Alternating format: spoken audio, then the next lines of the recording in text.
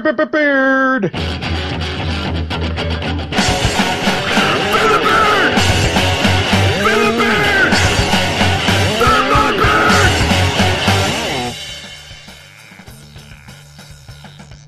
From the Fans Talk Podcast family at fanstalkpodcast.com, this is episode 281 of Fans Talk Pro Wrestling. My name is Garvin, and with me tonight is no one. We had some technical difficulties. That's just how it goes sometimes. And as you guys know, we do a live show. We record every Tuesday at 8 p.m. on the website, as well as over Mixlr. All those links are in fanstalkprowrestling.com. But we record the show live, and we have a very specific schedule that we have to follow, just because that's how we're set up. We all have day jobs, and we're also trying to follow Raw. That way we've got, the big, heavy discussion topics already set out for us. It also allows us to, review Sunday pay-per-views right after they happen, basically. So Tuesday night just works for us generally. Unfortunately, technology doesn't always work for us, and that's what happened tonight. Not to go into everything that took place, but basically it didn't work out. Those who joined us live witnessed a lot of those issues. So yeah, we're not going to do a quote unquote new episode where we're going to, as far as looking at Raw, looking at, everything that's going on, it's just not going to happen this week. But we did record some audio, last week after we recorded FTPW280. It was about a 20-30 minute conversation that we were just going to release for the Squared Circle of Trust members. It was a topic brought up by Beanbags over on the Slack team, and we were going to release that as exclusive content for our Patreon subscribers, but because we ran into this issue, and because for whatever reason I totally forgot to release that, we're going to release it now to everyone. So hopefully that'll keep you, that'll quench your thirst for the week, and then we'll pick things back up next week, hopefully without any technical difficulties. But before we get into that, let's go ahead and do the normal intro. This episode of FTPW has been brought to you by our friends over on Patreon. For as little as $1 a month, Patreon subscribers get early access to our episodes, as well as access to bonus content that only they can see. Starting 2 weeks ago, we also created a new Slack team just for our Patreon subscribers. So if you're contributing $1 or more, basically you get access to the Slack team. Slack is a live chatting app that organizes things in different channels, is what it calls it. But it's like different categories. But we've got a category for live chat, which we used for our SummerSlam live chat. We also did some live chatting last night during Raw. We also do it for just so we can post our episodes and get some feedback directly from our Patreon subscribers. That's always cool. But it's a ongoing conversation. It's an app that you get for your phone. It's an app that you can use in the browser as well. And it just allows us to have like a little corner of the internet that we can talk with one another. It's private, no one else can see. So yeah, just that squared circle of trust type setting for everyone involved. So definitely, it's pretty cool. We're enjoying it. You guys seem to be enjoying it. So yeah, definitely, if you are subscribing and you haven't joined us over on Slack yet, definitely do that. I sent invites to all of your emails. I can resend that, so let me know if you didn't receive it for some reason. And if you aren't subscribing, definitely join us over on patreon.com/fanstalk and become a Squared Circle of Trust member today. All right, so obviously there was a lot of things that happened this week on Raw as well as NXT that is going to well, that does push us forward to the next special events that are coming up. The first special event is going to be on September 20th, which is WWE Night of Champions. Joe, myself, and Nick We'll be previewing that on FTPW283, so about two weeks away. Right now, the current card is Seth Rollins versus Sting for the WWE Championship, Seth Rollins versus John Cena for the US Championship, Nikki versus Charlotte for the Divas Championship. There's some other rumored matches as well, like Ryback versus Big Show for the IC. You got the New Day versus Dudley Boys versus PTP for the tag titles. We'll probably get Wyatt family versus Reigns and Ambrose again. We'll probably get Rusev versus Dolph again, just because that seems to be where everything is going. On the NXT side, we're going to be previewing NXT TakeOver. They haven't officially made or at least announced what the name is going to be, but NXT TakeOver on October 7th. That's the next big NXT event. The main focus of it seems to be, at least as we stand right now, seems to be the Dusty Rhodes Tag Team Classic.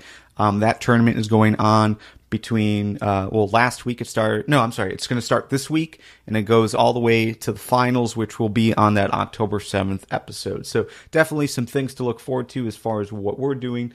If you're in the Slack community, we're going to be talking about this for the next month or so. So definitely get involved in those conversations. And if you aren't a member of the Slack team, or if you aren't a subscriber for Patreon, definitely consider it. It's only $1 a month, at least. You can go up higher. Pledgers get a little bit more stuff, but if you want to be a part of the Slack community, definitely check that out. Patreon.com/fanstalk.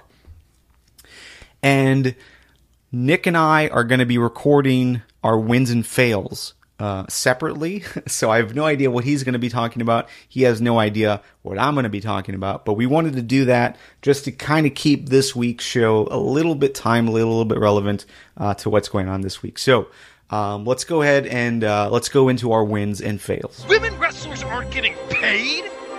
Why do you do a job? Here is your win. You do any job, and fail is to fucking get paid of the week.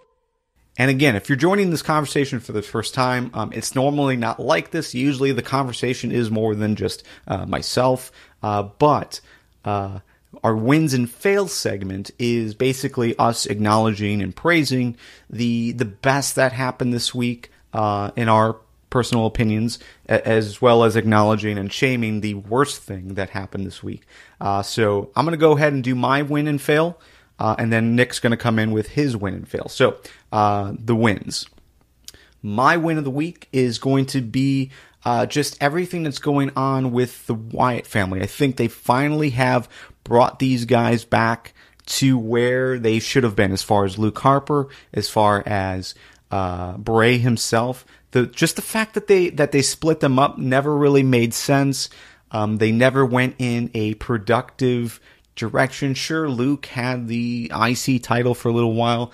Sure, Bray was wrestling Undertaker and was having a big match at WrestleMania, but still, it just wasn't fitting. It just wasn't right for the story, as far as I'm concerned, as far as we're concerned in general. But I think putting them back together, the introduction of Braun Strowman, I think he's a great addition to the team.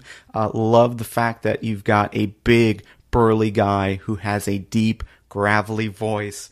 Usually your big, strong guys like Lashley or even Eric Rowan, or just guys like that, Big Show, they don't have the strongest of voices.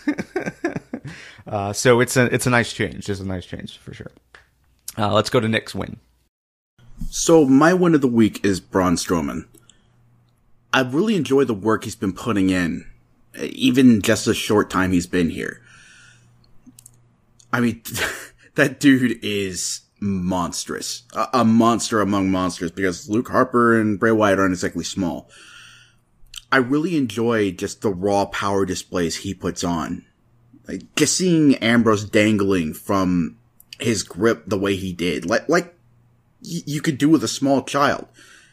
That's impressive. Especially with a guy as big as Ambrose is. Because Ambrose is like 6'1", 6'2". Probably not exactly lightweight. And it's just not something you really see anymore in the WWE. Like, yeah, you got your big men like Big Show, Mark Henry, sort of Ryback. And they do power guy stuff. But maybe it's just me and I'm just so used to it that they haven't struck me with a damn this is impressive moment. Like Ryback lifting Big Show up on his shoulders for the shell shock, and everybody lifts Big Show now. That's not an accomplishment anymore. But just seeing Strowman pull that raw power stuff, like fighting Roman Reigns and Ambrose just on his own while the rest of his family just stands aside and watches. Because they don't even need to get involved. I really enjoy that. And I think that's a really strong way to debut him.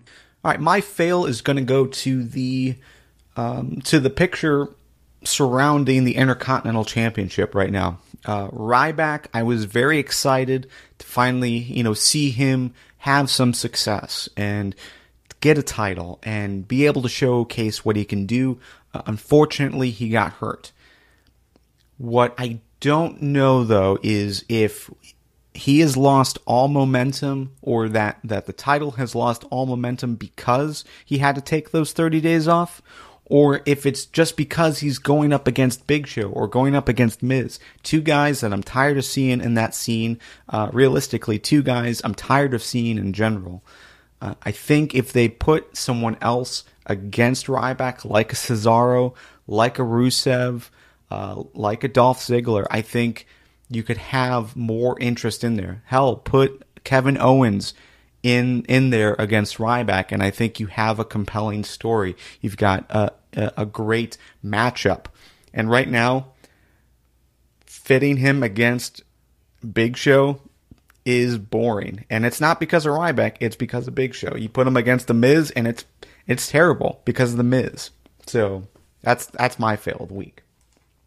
Let's hear what Nick has to say. My fail is going to go to the ongoing Rusev-Ziggler drama. Especially the way it's kind of dominated Raw these last couple of weeks. Like this week, the whole shower nonsense went all throughout the show. And it really didn't need to. I just think all four people involved are better than this. This reeks of high school jealousy drama. And I don't like it. So, yeah, that's what my fail is going to go to. Rusev and Ziggler, I just hope this feud ends soon, that everybody moves on to something better, and that, we can all learn from this and move on. And that was your FTPW wins and fails of the week. Now let's move on to the main topic of what we're going to play today. Again, we recorded this a week ago. It was originally meant for our Squared Circle of Trust members, but because we had these technical difficulties this week, we're going to release it now for everyone. And want to send a real quick shout out to Beanbags. This was his topic that he submitted through Slack. But yeah, let's just go right into that conversation. Joe joined us as well for this. So, yeah, thanks again for listening. I'm going to catch you on the other side. It's about a 25 minute conversation. So enjoy. We did get a topic from Beanbags over on the Squared Circle of Trust Slack team. I think that's the proper name, right? Team? Slack team? So we asked for some topics, and Beanbag stepped up and gave us a topic, and that topic was basically, well, I'm just going to read it verbatim. Teams, alliances, factions you would like to see formed. Feuds, angles, breakups you would like to see. It can be anything as far as wrestling goes, whatever you'd like. So let's hit that first one. The teams, alliances, and factions. Current talent. Let's keep it current talent that you would like to see, and let's stick with WWE for this. Okay. And you could talk. You can bring NXT guys up as well. I was going to say, if I want to see a faction break up, first thing I'm going to say is No, not breakup. Oh. Formed. Oh, formed. We're gonna do the first part first. Gotcha. Teams, okay. alliances, factions you would like to see formed. I would like to see Zack Ryder become part of a formal faction with Enzo and Cass. And Mojo, right? No. No Mojo. No Mojo for me. Well, that's a breakup, so that's invalid. Yeah. Try again, Joe. Stay on topic. Actually, that's not funny per se, but it's whatever. Not ironic either. Coincidental. Hype Bros, which is Zack Ryder and Mojo Rawley, were teaming up with Enzo and Colin Cassidy.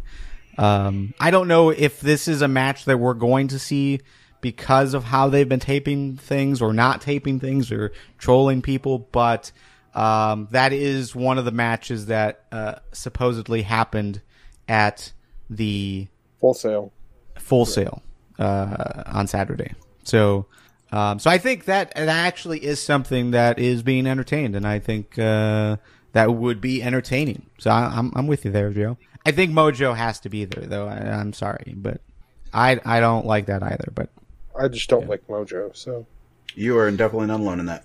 Yeah. So how far do they go? I mean, if you team up those three guys or those four guys, where does that take them? Takes them to the main roster to face New Day. Yeah, but I mean, does it put them on New Day's level? Are they feuding for the tag team titles and that's it? Like Enzo and Kaz and Zack Ryder is your Xavier Woods or what? Well, no. I mean, if anybody's going to be the Xavier Woods, I think it would be Enzo. Not that he doesn't have talent in the ring. He's probably the best guy on the mic. That's true. But as we saw this past week on Raw, New Day can sing.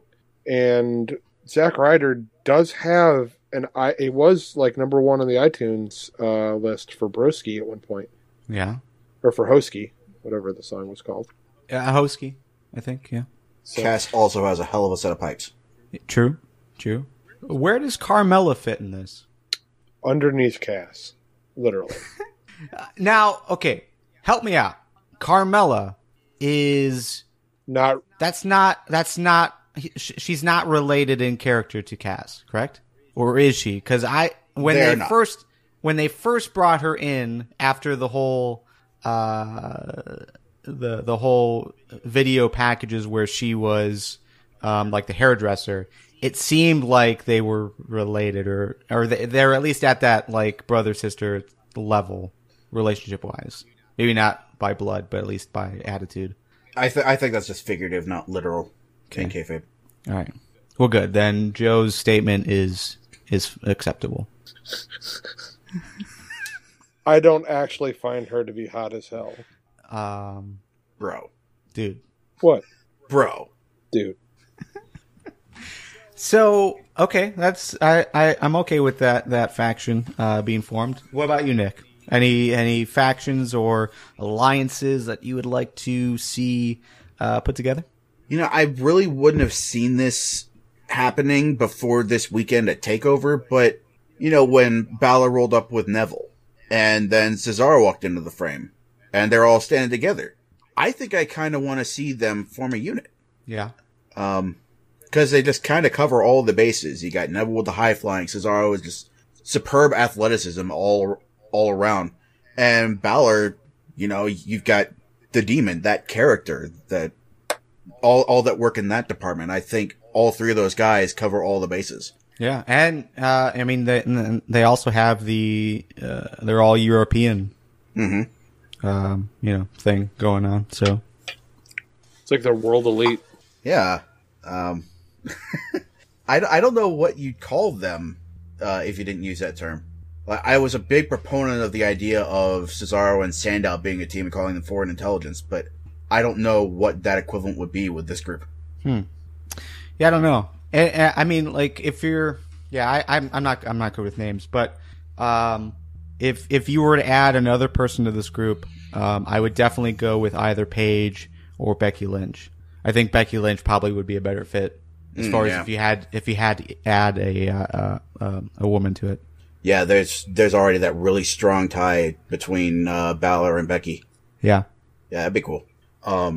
Another partnership that I would kind of like to see form would be Apollo Crews and Solomon Crow, purely just because of their pre-WWE relationship.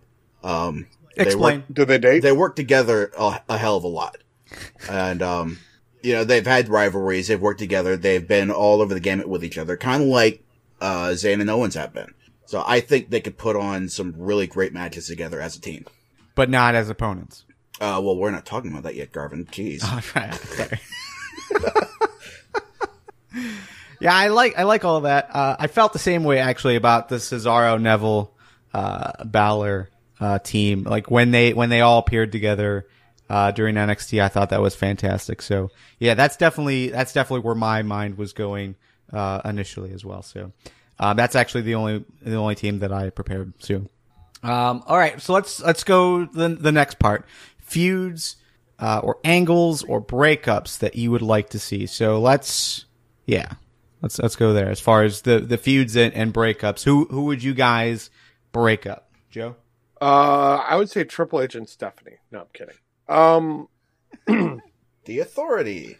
No, looking it over, I would actually go with every Divas faction they've got going now. Only because the way it's currently configured, you're getting, Team PCB versus Team Bella, or Team Bella versus Team Bad, or Team Bad. I mean, there's only so many. With 3 teams, you have, 8 different matches? No, not even. 1, 2. There's a lot of different configurations you can. No, but I mean, faction. I want to see Tamina versus Sasha. I want to see more infighting between the groups. I want to see just singles matches. Yeah, for sure. Yeah, I want to see the women's the Divas division grow to more competition. Yeah, I mean, hell, you could do that. You could keep the factions, but just have them, take a line from the way Japan does factions. You can see them fighting each other every now and again. It's just in the spirit of pure competition. They don't necessarily help each other out a lot. Mainly faction members can be trusted not to interfere with your title runs, and that's it. But yeah, I'm with you, Joe. As things stand now with these 3 factions, there's no creative endgame. There's very little you can do with it beyond what you already got, and that's basically just exhibition matches.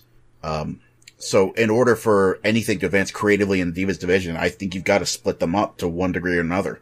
Yeah, and let me add one thing, because this is about the general direction I was going to go to. As far as splitting up the teams, I would also throw in the angle of Team PCB as well as Sasha really push that we need to drop the Divas title and bring in the Women's Championship again. I would love for them to do that. So if I was to throw in an angle, not necessarily a breakup, but throw the Divas title in the trash and bring back the Women's Championship, I think that would be awesome. Yeah. Paige leading the 4 horsewomen in the charge. I like it. Yeah.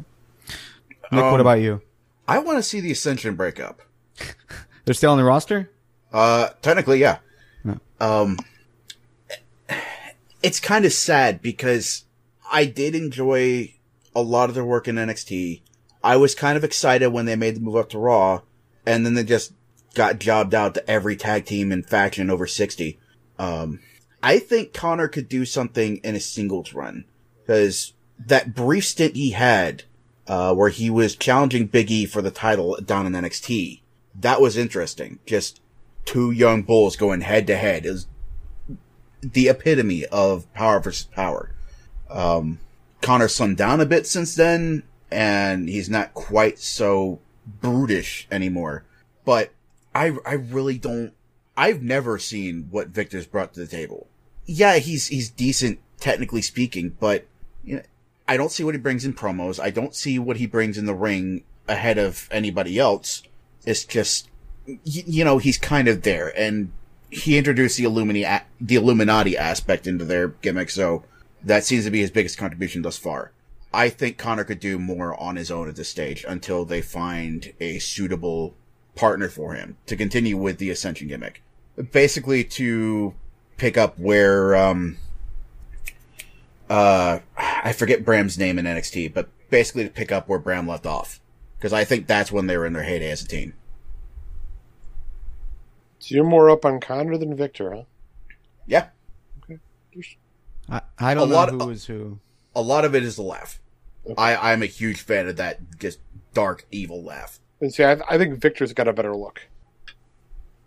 Yeah, that receding hairline really does a lot for him.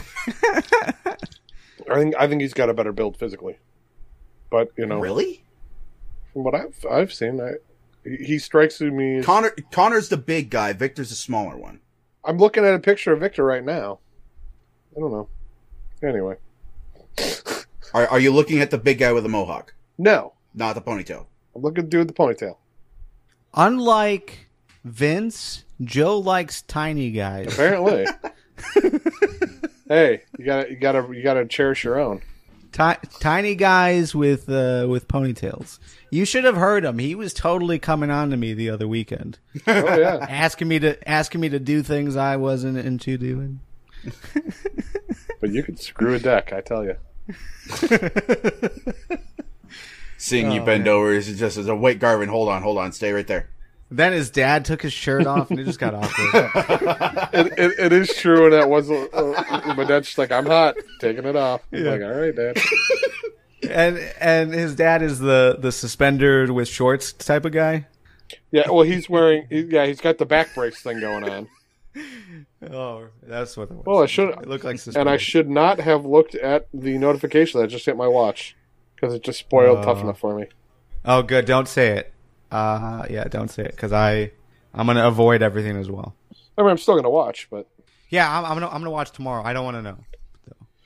Well, just to briefly interject here, we know the four who are the last four contenders. Yeah. Who are your picks? To win. Right. Is it two? Two are going to be left? Yes, two are going to be left. One man, one woman. Yeah, one man and one woman. One man. Okay, so the way they should go is the tall guy, whatever his name is, I forget. Josh. It should be him, and it should be Sarah. But I think troll-in wise, the way the WWE Universe has voted thus far, ZZ is going to win. And that's going to be really disappointing. But at the same time, not disappointing, considering that the winners seemingly don't do anything, and it's always like runners up. It's always runners up, or Cameron's case, the first eliminated to actually get the contract. So how long till Mata's signed? Oh, I see Mata, but before the end of the year. I'm also thinking Patrick's probably going to be on the main roster, or not the main roster, but NXT at some point as well. Mm-hmm. I don't know, necessarily surprised, but disappointed if Tanner wasn't also signed. Yeah. I think overall, like looking at how they developed and what they were able to do, I think they had some nice talent there. On the women's side, you had the one with experience that came in later in the show. She was just eliminated like 2 episodes ago. I can't remember what her name was. Chelsea? Yeah. I think we'll see her at some point. Just because she gets it and she wants to do this. I think Gigi showed some promise. I couldn't stand her. I couldn't either. Steph liked her, but I couldn't stand her. I also think Daria might make it eventually. I can't recall who she was. The MMA fighter. Oh yeah, she was great. I thought.